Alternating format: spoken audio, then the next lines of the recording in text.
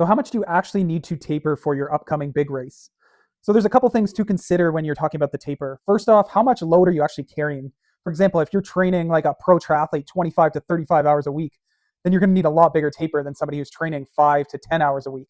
And the second thing to consider is how long is your race? So for something like a 5K, you might only need 1 or 2 days of a taper going into that. Where something like an Ironman or a marathon, most of my athletes are starting to cut down about 10 to 14 days out from the race. But where a lot of people go wrong is you don't want to stop training. You want to keep the frequency very similar to what you've been doing on a regular basis. And then the big thing you're dialing back is the volume, but you still want to keep a fair amount of intensity in there.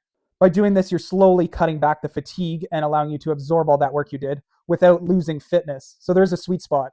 Too much taper and you're going to feel flat, too little and you're obviously going to show up tired.